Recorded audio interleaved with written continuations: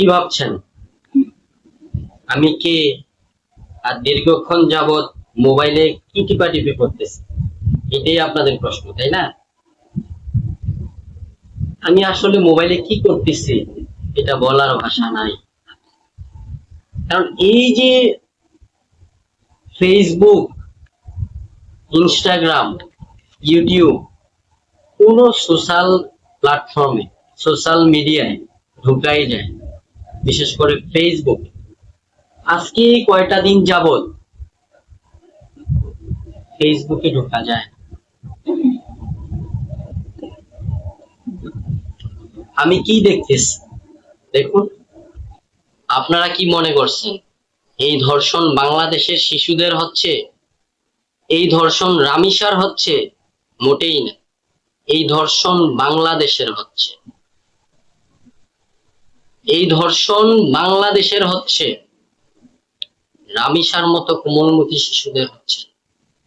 এই ধর্ষণ বাংলাদেশের বুদ্ধিজীবীদের বিবেকের হচ্ছে। বাংলাদেশের বিচার ব্যবস্থার ধর্ষণ হচ্ছে, রামিসার ধর্ষণ। রামিসার মতো শিশুদের ধর্ষণ হতেই পারে। ধর্ষণ এই দেশের আইনজীবীদের হচ্ছে, বুঝছেন? এই যে রামিসা, এই যে রামিসা মেয়েটা, ওর কি দোষ ছিল বলেন? ওর দোষ একটাই ছিল, ও বাংলাদেশে জন্মগ্রহণ করছে, ও বাঙালি। ও বাংলাদেশের কোন নিরীহ, কোন মধ্যবিত্ত বাবার সন্তান। এটাই দোষ ছিল, একমাত্র অপরাধ। আর এই রামিসার মতো বাবাদের দুঃখ কষ্ট, অসংখ্য বাবা আছে যাদের রামিসার মতো মেয়ে ছিল, তাদেরও একই পরিণত হয়েছিল এবং হচ্ছে। দিনের পর দিন একটা দেশে এই ধরনের ভিন্ন মন মানসিকতার মানুষরা একের পর এক নির্বিচারে এই ধরনের অন্যায় অবিচার করে যাচ্ছে। দিনের পর দিন আমাদের মেয়েদেরকে ধর্ষণ করছে।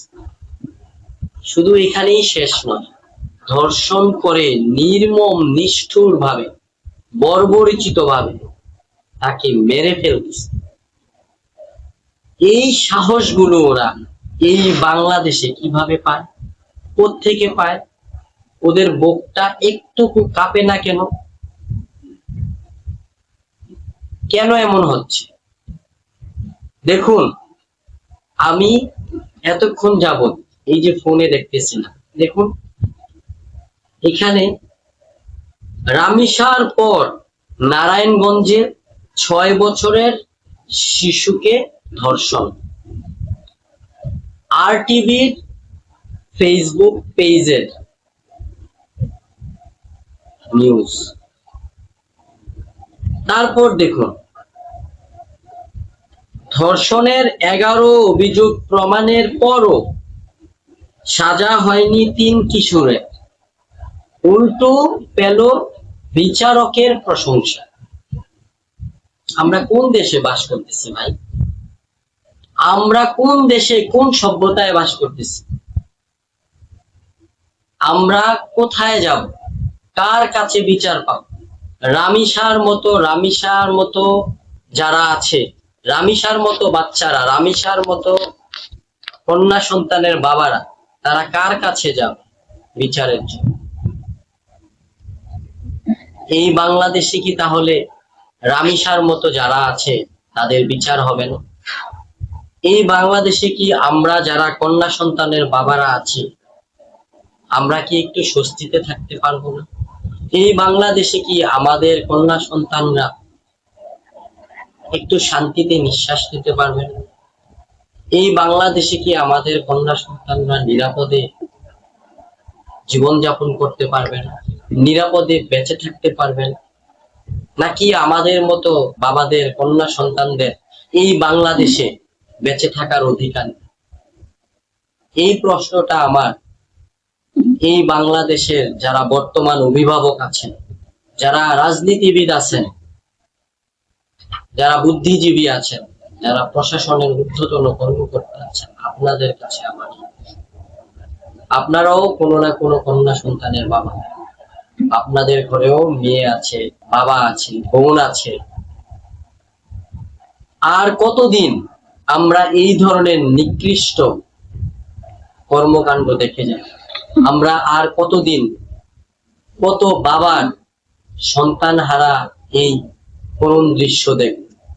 আর কতদিন আমরা এই বিচারহীনতা দেখব?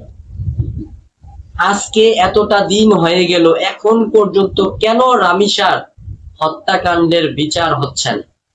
যেই জায়গাতে রামিসার, যেই রেপিস্ট, হত্যাকারী, সে নিজে সজ্ঞানে সে স্বীকার করলো যে আমি তাকে হত্যা করেছি, তারপরেও কেন এই বিচার কার্য কেন বিলম্ব হচ্ছে? কেন তাকে দৃষ্টান্তমূলক শাস্তি দেওয়া হচ্ছে না? কেন তাকে ফাঁসিতে ঝুলিয়ে মৃত্যুদণ্ড কার্যকর করা হচ্ছে না? কি কারণে এই বিলম্ব? আমি সহ বাংলাদেশের হাজারো কন্যা সন্তানের বাবার এই একই প্রশ্ন আমরা আপনাদের কাছে জানতে চাই। আমরা আপনাদের কাছে এটা জানতে চাই, কেন রেপিস্টদেরকে বাঁচিয়ে রাখতে হবে? আরে কেন বাংলাদেশে এই ধরনের হিংস্র নরপশুদেরকে বাঁচিয়ে রাখার কি প্রয়োজন আছে? বাংলাদেশের কারাগারের খাবার দাবারের কি কোনো দাম নাই? আরে ভাই, এখন লাউয়ের দাম ৮০ থেকে ১০০ টাকা, মিষ্টি কুমড়ার কেজি ৩০ থেকে ৩৫ টাকা। কি দরকার আছে এই ধরনের রেপিস্ট, বর্বর, হিংস্র মানুষরূপী জানোয়ারদেরকে জেলখানায়, কারাগারে দিনের পর দিন রেখে সরকারি দেশের অর্থ নষ্ট করা? কি দরকার আছে? আপনারা যদি না পারেন, এদেরকে সাধারণ মানুষের হাতে তুলে দেন। আমরা সাধারণ বাবারা আমাদের মেয়েদের জীবনের নিরাপত্তা নিশ্চিত। আরে এদের মতো রেপিস্টদের, এদের মতো হিংস্র মানুষরূপী জানোয়ারদের ২-৪টাকে যদি আপনারা ফাঁসিতে ঝুলিয়ে প্রকাশ্যে ওদেরকে যদি মেরে ফেলেন, এমনিতেই দেশ ঠান্ডা হয়ে যায়। দৃষ্টান্ত স্থাপন করেন না, এমন ২-১টা আইন করে, বিচার করে বাংলাদেশের মাটিতে নজির স্থাপন করেন না। তাইলে তো আর এই ধরনের দুঃসাহস, এই ধরনের হিংস্রতা, এই ধরনের দুষ্কর্ম করার সাহস কোন রেপিস্ট পাবে? আর এই ছোট ছোট শিশু বাচ্চারা, তারা দুনিয়ার কিছুই দেখলো না, তারা কিছুই শিখলো না, তারা কিছু জানার আগে, বোঝার আগে তাদেরকে, তারা হচ্ছে ফুলের কলি, ফোটার আগে তাদের জীবন প্রদীপ নিভিয়ে দেওয়া হচ্ছে। কেন? তার জন্য দায়ী কে?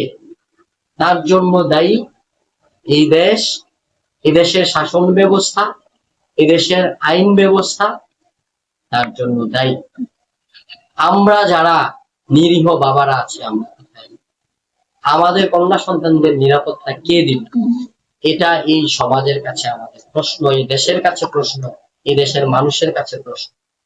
আমি সহ রামিসাদের বাবার হয়ে, আমি কন্যা সন্তানের বাবা হিসেবে আমি চাই এই ধরনের নিকৃষ্ট রেপিস্টদেরকে অনতি বিলম্বে ফাঁসির রায় কার্যকর করা হোক এবং বাংলাদেশের মাটিতে প্রকাশ্যে তাদেরকে ফাঁসি দিয়ে তাদেরকে মৃত্যুদণ্ড কার্যকর করা হোক। আসসালামু আলাইকুম।